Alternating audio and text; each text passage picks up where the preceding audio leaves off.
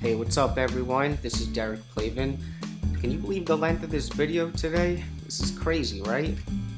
Anyway, if you're new here, I just want to say welcome, and I usually say if this is the first video you've ever seen on this channel before, I would recommend that you go back to episode 1 and watch the videos in order whenever you can, because I know they're long. But if you want to benefit the most, that's what I would do, because it's like a free online jazz guitar course that unfolds in a logical sort of manner and just builds upon itself.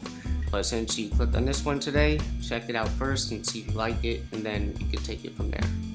Anyway, the reason why this video turned out significantly shorter than they usually do is because I didn't really have time to make a video this week. And that's because if you happen to be watching this video today, the day it was released, or at least into the end of this week, I'll be on vacation with my girlfriend for her 30th birthday.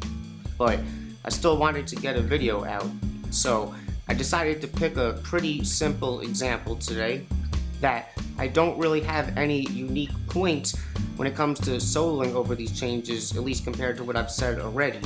So I figured we could just take a look at the changes really quickly, like we've been doing, and I'll just rattle off a short list of helpful tips and strategies that have already been discussed in other videos, but will give you some more reinforcement by seeing these different fundamental ideas over and over again in different examples, just like I've been saying. And some of these suggestions have been from videos that aren't part of this little mini-series of simplifying your harmony when soloing over changes. So really what I wanted to do today was just put out a video so you had something this week and basically give you this sort of consolidated short list of things that would be good to keep in mind when you're taking a solo, and it would be over a pretty simple form. We'll still talk about the harmony, so it's just a good reminder to kind of bring it all together. And then afterwards, like I've been doing, I'll give you a clip of me playing for a couple of minutes. I'll be playing the melody of the tune and over the changes, and maybe implementing some of the stuff that I mentioned beforehand, alright? Alright, so there isn't necessarily an order to these tips here, but I'm going to begin with the melody in mind, and I'll just let you guys know that I made a little PDF for the melody of this tune, again, with the tabs and the chords exactly the way I play it. So if anyone's interested, there it is. Even though some of you may be thinking, are you seriously trying to hustle a chart of 4 on 6 onto us? But it still may be helpful for some people, and I'll just let you guys know all my PDFs are only $2 on my website, and on Patreon you get all the PDFs that come out on this channel for only $5 a month. Alright, so there's my little sales pitch. So anyway, I'm just going to remind you guys again that when it comes to soloing, the melody could be a really good place to start in terms of just making variations on it and letting the melody be your guide. And I made a whole episode about that in case anyone hasn't seen it. So again, don't neglect the melody. It'll really define the tune a lot and give you a lot of ideas. Alright, the next thing I want to bring up, which you probably won't be surprised to hear if you've been watching my videos, is I would do the chord tones and half notes exercise over the changes of this tune to really navigate through all the changes to be able to nail them. And of course I have my videos on those to really explain how to do this.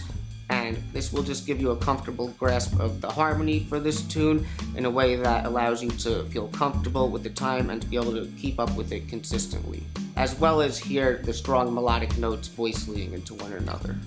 Alright, the next thing that I would suggest is to try keeping in mind the idea of feeling the bigger beats when playing over this tune. And I'm playing this today around 230 beats per minute, so it's starting to really get up there. And when you're at that tempo, I'll give you an example, just in case you haven't seen the video, but I would definitely check this video out if you haven't seen it. So, if we have a drum beat that's like this, I want to feel quarter note time. So basically, instead of thinking of it like 1, 2, 3, 4, 1, 2, 3, 4, 1, 2, 3, 4, 1, 2, 3, 4, 1, 2, 3, 4. I'm going to feel it like this. 1, 2, 3, 4, 1, 2, 3, 4, 1, 2, 3, 4, 1, 2, 3, 4, 1, 2, 4, 1, 2. So the backbeat is one of every measure, and it really helps keep you relaxed and feel the time in a more comfortable way. So make sure not to neglect that, because that'll help a lot. Alright, so now we'll briefly look at the harmony just to point out some things that we've already discussed. So I would look at this form like a almost variation on a 16-bar minor blues in the key of G minor, alright? So it's pretty clear when you look at it. So the first 4 bars is basically your 1 chord, which is similar to regular blues as well.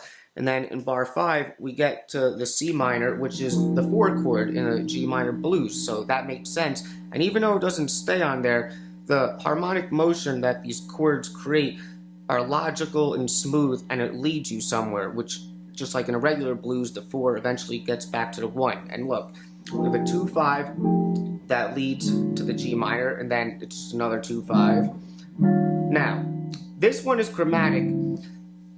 The way it works is this third 2-5 is basically the tritone sub of the fourth 2-5, and the fourth 2-5, if you thought of going into that one from the second one, so basically G minor 7, that to E flat 7, then E flat minor 7 to A flat, that's a common progression because it's just a dominant cycle, and you can see it more clearly because it's like that to that. Right, so it's the same thing even though we're going to the A minor 7 first, alright? So it's all logical, and then this is just the tritone sub of that 2-5, which is the 5 that leads you to G minor, alright? So it actually is pretty clear even though it sounds all convoluted when I explain it.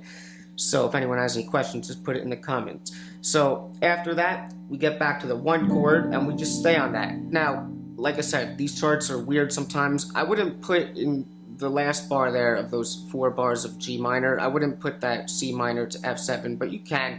And even the last 4 bars, it's not wrong. It's, you know, like a 1, 6, 2, 5 in the key of B flat major, which is your relative major. So, yeah, so 1, 6, and then the E flat 7 is, again, the tritone sub of the 2, which would be like an A7, and that's pretty common in a minor key to have like a flat 6 dominant to the 5 dominant to the minor, right? And then the last bar, you got that, you know, 2-5 back to the top. But if you wanted to think of it even more simplified, you can just think of the first bar as being all B flat major, the second one being all D7, your dominant to lead to tonic, and then that. And then the last bar would be like dominant again, just to make it more simplified. And that's all an extremely diatonic progression, so I would just think either B flat major or G minor for most of that. Alright, so obviously this form is pretty open for a lot of it, and then the 2-5s are the tricky part. So when you are on the G minor, obviously you can just think G minor and whatever you got for that, but because we do have a lot of space and we can create motion, maybe 2 common things that you could insert in between would be to put like the A minor 7, you know, that would be like the 3 chord if the G is like Dorian, so you know, 1, 2, 3, 4, 1, 2, 3, 4, 1, 2, 3, 4, and then you go to the C minor. You can also imply the 5 chord, you know, or any variation, you know, and you can just think of ideas that you might play over the 5 chord, the D in the key of G minor, right? So same thing in bars 9 through 12. So I already said the last 4 bars you can just keep it diatonic, so all we really have to talk about is the 2-5s, and I'm going to make a point here that I've already said again, which is when you have these quick successions of 2-5s, it sounds better and it's a lot easier to just simplify each of them down to really either thinking of the minor or the dominant, and then just keep that motion down. So like I've said, for me, I like thinking of it in terms of the minor in this situation. So when I'm moving through those, even if I'm doing the half note exercise, because that's the best way to practice and get comfortable navigating through these quick 2-5s.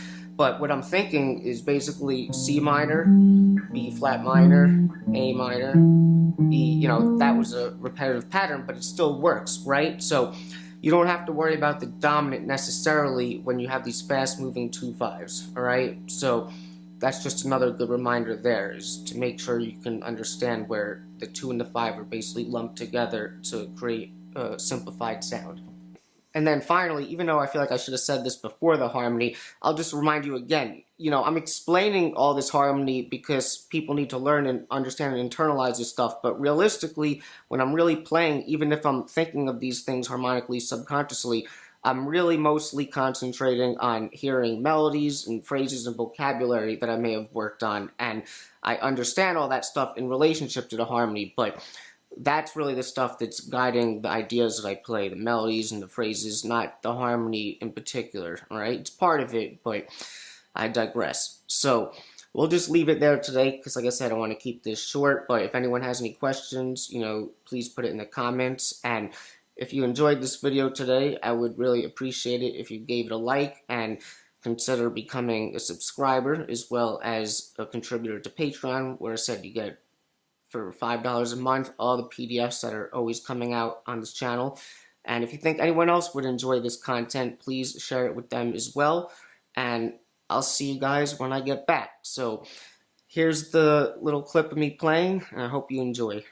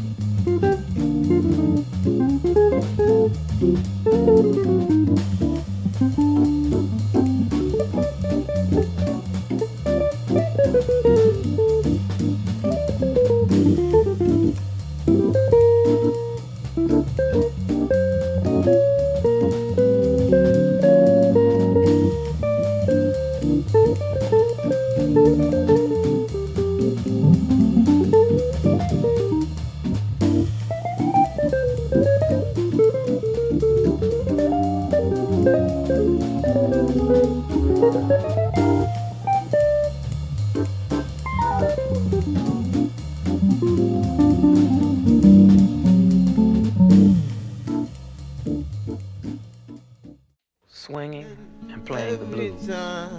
That's what we about. I try to help you